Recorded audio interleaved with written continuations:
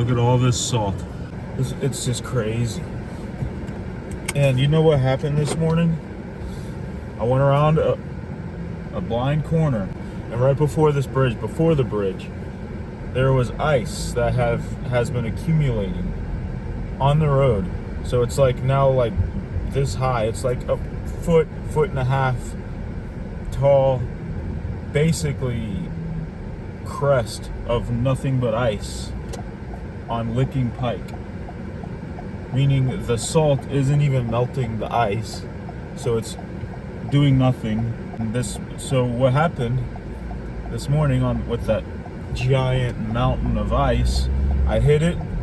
The car, just like basically like a whoop, went over the ice and then like got sideways, and then I slid on the dry pavement, and I was able to correct it. I basically had to go full steering lock to the left and floor it to try to get the wheels to pull the car forward, which worked.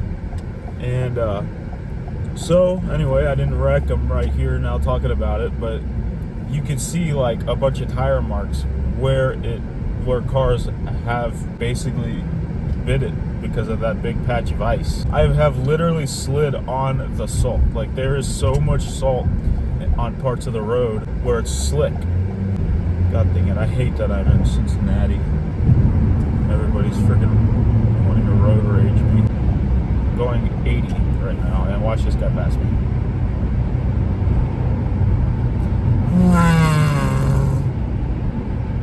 Into 55. But anyway, yeah, I think salt is stupid.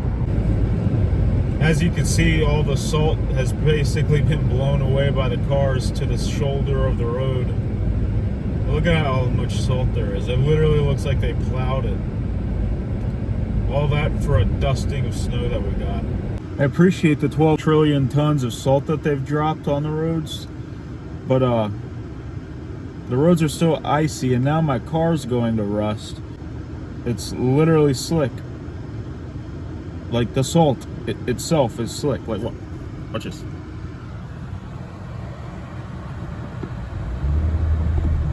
See that?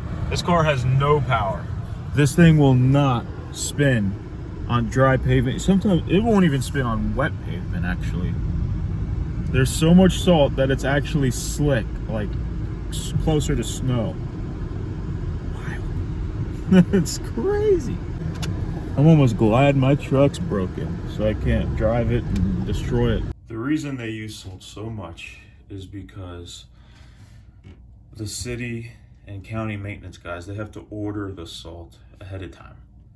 Well, if they order it and then the whole winter is inactive, no weather, then they have an abundance of salt.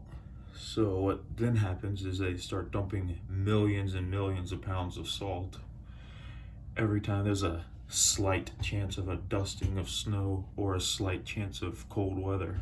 Not to mention, the Midwest is the only part of America that even uses salt.